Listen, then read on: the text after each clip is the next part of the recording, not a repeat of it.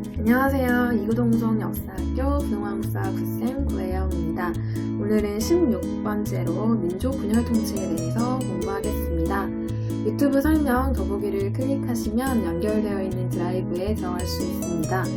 그곳에서 16번 학습지를 다운받으시면 됩니다. 오늘 우리가 만나게 될 시간은 1919년부터 1920년대의 일을 배우게 될 겁니다. 오늘 우리가 만나게 될 인물은 사이토 마코토입니다. 사이토 마코토는 우리나라에 왔던 총독 이름이고요. 3.1운동 이후에 이제 보내진 사람입니다. 그리고 우리가 가게 될 공간은 경성입니다. 지금의 서울이고요. 2009 개정 교육과정의 역사의 교과서에 해당 교과서를 참고하시면 됩니다. 오늘 우리가 배우게 되는 민족 분열 통치는 1919년 3월 1일을 계기로 탄생했습니다. 이전에는 무단 통치였고 무력을 통해서 일본인이 모든 조선인을 이렇게 억압하는 통치였습니다. 그러다가 3.1운동과 같은 전민족적인 저항을 경험한 다음에 문화통치라는 이름을 내세우게 됩니다. 이거의 실제 모습이 민족 분열 통치인 건데요. 조선인들에게 야 너네 민족 분열 통치할 거야 라고 말할 수 없잖아요. 그러니까 포장지를 싼 게 문화 통치고요. 실제로는 일본인이 모든 조선인을 이렇게 괴롭히는 게 아니라 친일파를 심어놓는 거야. 그래서 얘네한테는 문화적으로 대한다라고 하면서 이 친일파로 하여금 나머지 조선인을 억압하는 구조를 만든 겁니다. 그래서 이렇게 친일파랑 친일파 아닌 사람들로 분열, 나누어서 통치한다라고 해서 민족 분열 통치라고 합니다. 그래서 밑에는 자료를 통해서 껍데기인 문화 통치와 실제 민족 분열 통치는 어떤 차이점이 있는지를 볼 거고요. 중요한 키워드들을 이렇게 다른 글씨체로 표현해 뒀으니까 잘 정리하시기 바랍니다. 우리나라는 다른 식민지와 달리 오랜 문화 전통을 가지고 있으며 또 다른 민족의 지배를 받은 적이 없기 때문에 독립의식이 매우 강하였다. 일제는 3.1운동과 같은 전민족적인 저항, 3.1운동의 의의가 최대 규모의 독립운동이라고 했잖아요. 저항을 경험한 후 총칼로 윽박 지르는 것, 이게 무단통치죠. 그것만으로는 우리 민족을 효과적으로 지배할 수 없다는 것을 인식하고 새로운 통치 방식을 생각하게 됩니다. 일제는 1919년 8월에 총독을 교체하면서 문화통치로의 전환, 이거는 포장지죠. 문화통치로의 전환을 천명 널리 밝히고 가시적인, 눈에 보이는 유화, 부드러운 조치를 취하였다. 그러나 그 조치들의 대부분은 제한적, 친일파 소수에게만 적용되는 제한적이거나 기만적인 것으로 보다 교모하게 식민통치를 수행하기 위한 계책, 계략에 지나지 않았다. 두 번째 자료는요. 육해군 대장을 총독으로 임명한다는, 이 사람들은 대장, 포스타예요. 군인들이니까 칼 쓰는 사람들이죠. 칼 쓰는 사람들을 총독으로 임명한다는 규정을 폐지하여 문관, 그냥 공무원을 의미합니다. 여기서는 그래서 칼에 대비되는 글로 볼 수 있습니다. 문관을 총독으로 임명하면 조금 더 부드러워지지 않을까라는 희망을 줬다라는 뜻입니다. 문관도 총독으로 임명되는 길을 열어놓았지만 해당될 때까지 문관 총독이 임명된 적은 단 한 번도 없었습니다. 모두 다 육군 대장 출신이었고요. 딱 한 명만 해군 대장 출신이었습니다. 그리고 헌병경찰제, 이거는 1910년대를 상징하는 단어라고 했는데요. 헌병은 원래 군인들의 경찰인데 일반 국민들의 치안까지도 담당하게 해서 일반 국민을 군인 다루듯이 했다. 그게 무단통치의 특징이라고 했는데 이제 헌병경찰제를 폐지하고 보통경찰제로 바꾸게 됩니다. 이제 그냥 일반 국민들의 치안은 경찰이 담당하게 됐다라는 뜻입니다. 그리고 무단통치를 상징하는 또 다른 말이었던 긴 칼을 차고 제복을 입었던 선생님들, 이것도 폐지했습니다. 그러나 실제로는 이름만 바뀐 채 그대로 있었고 군대와 경찰의 수도 더욱 강화되고 1920년에 경찰과 경찰서의 숫자 및 경찰 유지 비용은 3.1운동 직전에 비해 오히려 증가하였습니다. 그러니까 이 왼쪽은 껍데기 문화 통치, 여기 오른쪽은 실제인 민족 분열 통치인 거지요. 또 칼일찬 헌병은 사라졌지만 특별 고등 경찰, 사복 형사 등을 동원하여 우리 민족의 감시를 더 강화하였습니다. 세 번째 자료입니다. 일제는 우리 민족에게 언론, 그러니까 신문사를 열 수 있는 거, 집회, 모여서 의견을 이야기할 수 있는 거, 결사, 모여서 조직을 만들 수 있는 것의 자유를 인정하게 허용하였다. 그러나 일제의 자의적인 마음대로 판단하는 것에 따라 기사 등이 검열을 통해 삭제되었고 검사하는 거예요. 이 기사가 조선총독부를 비판하는 거네, 이거 없애, 이런 식으로 삭제되고 간행물이 폐간, 압수되는 경우가 자주 있었다. 네 번째 자료 보겠습니다. 교육 부문에서도 이전의 규제를 다소 완화하고 교육제도를 개편하여 비난을 무마하였다. 그래서 오늘의 연표를 보시면 제2차 조선교육령이라는 게 있습니다. 그래서 이를 통해 이제 좀 더 너네도 교육을 받게 해줄게 라고 했지만 여기가 포장지인 문화통치, 여기서부터는 실제인 민족분열통치입니다. 그러나 일본어와 일본 역사, 일본 지리의 수업 시간이 더 늘어났으며 보통학교와 실업학교는 늘어났지만 인문계 중고등학교의 증설과 대학의 창설은 억제되었다. 이게 무슨 말이냐면 조선인은 보통학교, 여기서의 보통이 정말 무서운 말인데요. 너네 그냥 이 정도만 하면 먹고 살 수 있잖아. 더 배울 필요 있어? 라고 하는 수준의 기초적인 교육만 하게 하고 그 다음에 실업학교는 지금의 상고 이런 거예요. 그래서 회사에 실제로 써먹을 수 있는 기술을 배우는 학교까지는 많이 만들어줬지만 실제로 우리가 학문을 공부하고 이럴 수 있는 고등학교, 대학교에는 조선인들이 많이 못 가게 했다라는 뜻입니다. 이때 조선인은 보통학교에 입학했지만 일본인은 소학교, 중학교, 고등학교, 대학교 이런 교육을 받았었어요. 근데 대부분의 조선인은 이런 기초교육에 머물러게 만들었다라는 뜻입니다.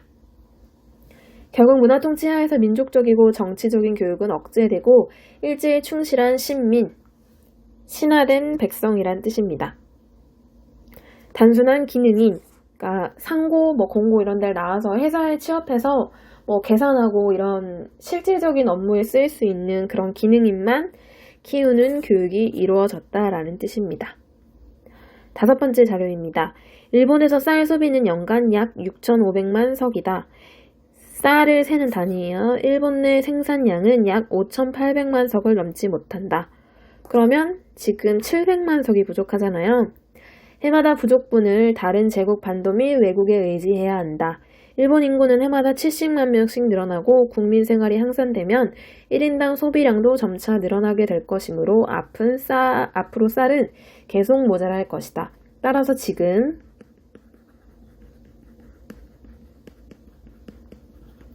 산미 증식 계획을 수립하여 일본 제국의 식량 문제를 해결하는 데 도움을 주는 것은 진실로 국책상, 나라의 정책상 급한 임무라고 믿는다. 학습지 13쪽 무당통치 부분에 제가 일제강점기 총 정리한 표가 있었죠. 일제강점기는 크게 세 가지로 나뉘는데 첫 번째 시기, 두 번째 시기, 세 번째 시기가 있었는데 지금 두 번째 시기예요. 그런데 경제적으로는 토지조사 사업으로 땅을 뺏어갔고 이때는 산미 증식 계획으로 쌀을 뺏어갔다라고 했습니다. 그 내용이에요. 더욱이 조선 입장에서 보더라도 일본과 마찬가지로 쌀 및 잡곡은 주민인을 먹는 곡식이다. 장래 인구 증가와 생산 향상 등과 함께 조선에서도 쌀 소비량이 점점 늘어날 것은 틀림없다. 그러므로 그 대책으로 산미 증식, 쌀 생산하는 걸 증가시키는 계획을 할 필요가 있다. 농가의 주요 작물인 쌀을 증수하는 것은 현재 경제 상태가 극히 빈약한 조선의 농민을 구하는 지름길이기도 하다. 너희 배고프고 너희 앞으로 쌀 소비량 늘어날 거야. 그러니까 우리 쌀 더 많이 만들자 라는 포장지를 내세운 겁니다. 하지만 실제로는 어떤 면이 있는지 다음 표에서 볼게요. 여섯 번째 자료입니다. 정부 정책에 잘 따르는 민간 유지에게 여기서 유지라는 사람 원래는 뜻 있는 선비라는 뜻인데 그냥 부유한 사람 정도라고 합시다. 영향력 있는 사람. 암암리의 조선인 중 진정 우리와 같은 이상과 정신을 지니고 몫을 바쳐 이 일을 담당하고자 하는 중심적 친일 인물을 물색. 찾고자 한다. 그리고 그 인물에게 귀족, 양반, 부호는 부자예요. 실업가, 여기는 사업가입니다. 교육자, 종교인 등 각각 그 계급과 사정에 맞게 각종 친일단체를 조직하게 한다. 그리고 상당한 편의와 원조를 해주어 충분히 활동할 수 있게 한다. 조선 문제를 해결하는 요점은 친일 인물을 다수 확보하는 데 있다.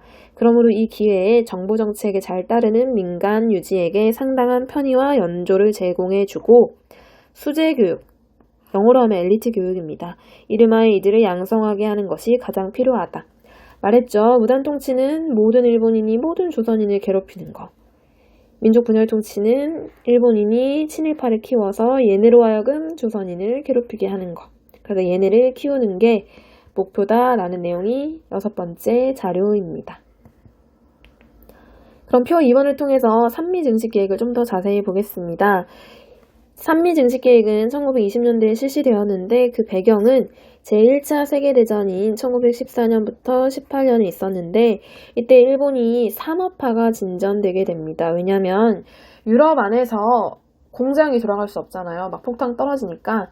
그래서 이제 무기를 만들어서 유럽에 팔았었어요. 그래서 공장을 짓다 보니 농경지가 다 공장으로 바뀌니까 농사 지을 땅이 없어지게 된 거예요. 그래서 식량이 부족해졌습니다. 그래서 우리나라에서 쌀을 뺏어오고자 마음을 먹게 된 겁니다. 의도는 한국의 쌀 생산량을 늘려서 일본 내의 식량 문제를 해결하고자 했고 그 내용은 수리시설을 늘리고자 했고 종자를 개량하고 화학 비료를 투입하는 거였는데 수리시설은 이거 물수자예요. 물을 이끌어오다 라는 뜻입니다.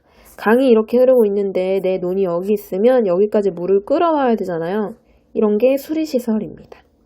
그 다음에 종자는 무슨 종 벼마다 종이 있었는데 그 종을 일본에 맞게 바꾼 겁니다. 그 다음에 화학비료는 원래 우리나라 사람들은 소똥 이런 거를 비료로 썼는데 이제 화학비료를 쓰게 해서 그 화학비료를 다 일본한테 사게 한 거예요. 그래서 어쨌든 일본인들에게 빚을 지게끔 만드는 구조였습니다. 결과로 생산량은 증가했지만 생산량이 증가한 생산량이 증가한 양, 증산량보다 수출량이 더 많게 됩니다. 수출이라기보단 수탈량이라는 표현도 좋을 것 같습니다. 더 많이 빼앗아 갔기 때문에 우리나라는 식량 사정이 더 악화되었고 만주로부터 족, 콩과 같은 잡곡을 수입하여 보충해서 먹게 되었습니다. 그로 인해서 이제 우리나라를 떠나서 해외로 이주하는 우리나라 백성들이 더 많아지게 됐습니다. 그럼 문제를 통해서 민족 분열 통치를 정리하겠습니다. 2017년 수능 한국사 15번 문제입니다. 가에 들어갈 내용으로 옳은 것은 조선 청독부는 현재 무엇을 실시하고 있는데 증산량보다 실제로 일본으로 나간 양, 수탈량이 더 많습니다. 이거는 산미 증식 계획을 이야기하는 거네요. 여기에 포인트는 수리조합비, 비료 이런 겁니다. 수리조합비는 아까 말한 대로 물을 끌어오는 기계에 대한 비용을 내는 거고요. 비료 대금은 이제 화학 비료를 써야만 하니까 그거를 빌릴 때 금액 금자입니다. 빌린 금액이 너무 많아서 농가의 빚이 늘어나게 됐다라는 뜻입니다. 회사령은 회사의 설립과 관련된 거고 1910년대의 그 허가제와 관련 있는 겁니다. 그리고 이 회사령은 허가제에서 1920년에 문화통치로 바뀌면서 허가제가 아니라 신고제로 바뀌게 되거든요. 청독의 허가를 받지 않고 그냥 신고만 하면 되는 걸로 바뀌게 돼요. 그래서 이것도 알아두시기 바라고요. 미국 공출은 쌀을 다 걷어간다라는 뜻입니다. 이거는 1930년대 이후 민족 말살 통치 시기의 일이고요.